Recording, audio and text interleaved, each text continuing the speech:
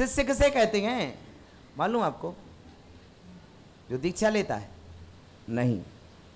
अनुशासितुम योग्या इति शिष्या, शासितुम योग्या इति शिष्या, जो अनुशासन की योग्य हो, जिस पर हमारा नियंत्रण चले, गुरु का नियंत्रण, गुरु का अंकुश जिस पर चले वो शिष्य है।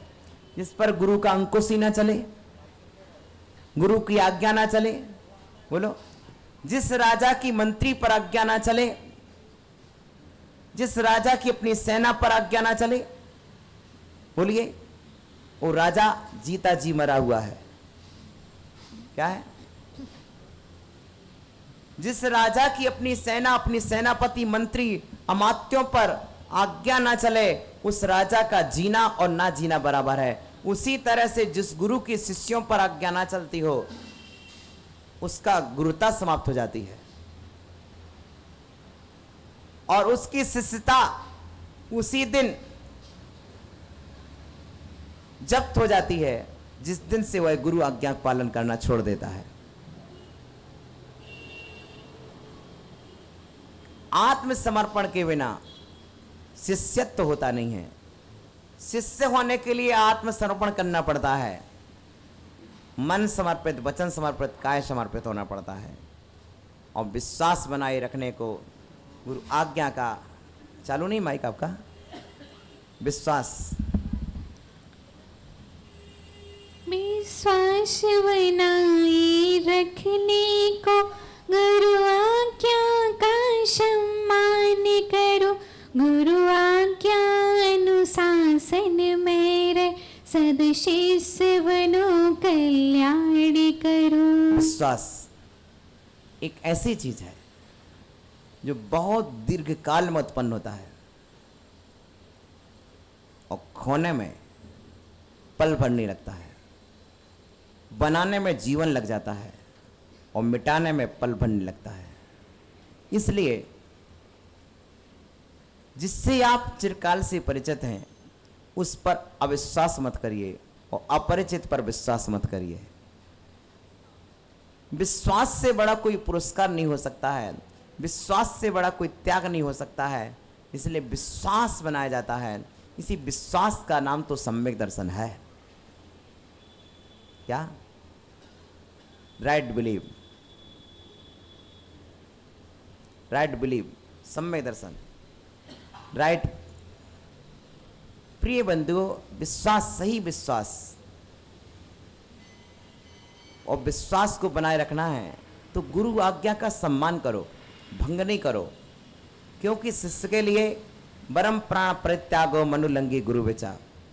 प्राणों का त्याग करना तो श्रेष्ठ है, पर गुरु की आज्ञा का उल्लंघन करना श्रेष्ठ नहीं है। गुरु आज्ञा अनुशासन दो चीजें हैं। आपको कहाँ रहना है? कहाँ रहना है? गुरु के चरणों में, तो आज्ञा अनुशासन में रहो। तो आज्ञा अनुशासन में रहता है वही गुरुकुल में रह पाता है।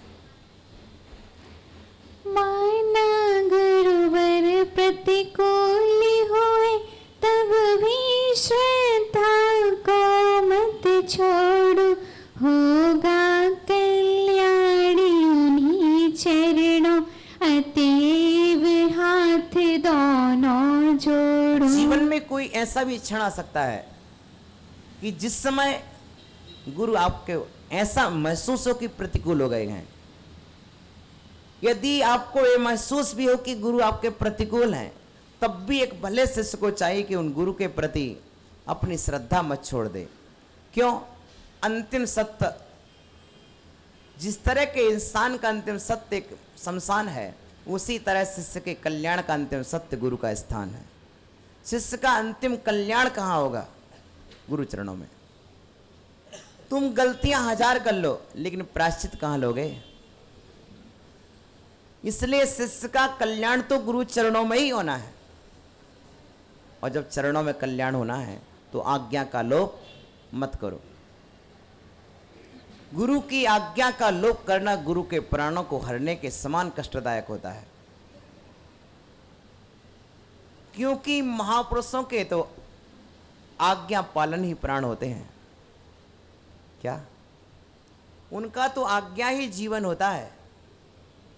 इसलिए आचार्य भगवान विद्यासागर जी ने कहा आज्ञा पालन बहुत आसान है आज्ञा देने से। आज्ञा पालन बहुत आसान है आज्ञा देने से, आज्ञा देना कठिन होता है। पालने वाले को क्या पाल लेगा, नहीं पाल पाएगा तो कह देगा, लेकिन देने वाले को तो सम्मान रखना अपना कि मैं जो आज्ञा दे रहा हूं वो पालन हो पाएगी या नहीं। इसलिए देने वाले को 10 बार सोचना पड़ता है, ठीक है ना। जिस बर्तन में आप घी रख रहे हैं आपको देखना पड़ता है कि बर्तन फूटा तो नहीं है। बर्तन का क्या बिगड़ेगा, आपका घी गिरेगा। उसी तरह शिष्य का कुछ नहीं जाता, आज्ञा पालन कर ली तो ठीक, नहीं पालन तो ठीक, लेकिन गुरु का तो आज्ञा ही प्राण है। उनके तो प्राणों पर संकट आ गया यदि नहीं पालन हुई तो। इसलिए आज्ञा देने से बचना चाहिए। यदि अपने जीवन को संभालना हो तो गुरु को आज्ञा देने से बचना चाहिए। और आज्ञा देने के पूर्व बहुत बड़ा पहचान होना चाहिए, आज्ञा पालन हो भी जाएगी या ओहो। कभी आपको ये नहीं लगता कि दशरथ ने राम के सिवा और किसी को आज्ञा क्यों नहीं दी? बोलो, राम को ही आज्ञा मिली, बड़ा बेटा ही आज्ञा पालन कर सकता है। इतनी बड़ी आज्ञा को पालन करने के लिए बड़ा उत्साह चाहिए, बड़ा विवेक चाहिए, और जो विवेक राम के पास था वो विवेक शायद दूसरे के पास नहीं था। गुरु आज्ञा अनुशासन में रहे, अतएव हाथ जोड़ूं। कुछ लोग कहा करते ऐसा, गुरु का वियोग ना सह सकता, पर मैं कहता हूँ शिष्यों को, गुरु का वियोग ना हो सकता। बाहर से हाथ छुड़ा करके जाना बहुत आसान है, बाहर से हाथ छुड़ा के जाना बहुत आसान होता है, समझे क्या? बोलो, आपके जीवन में भी यही होता है।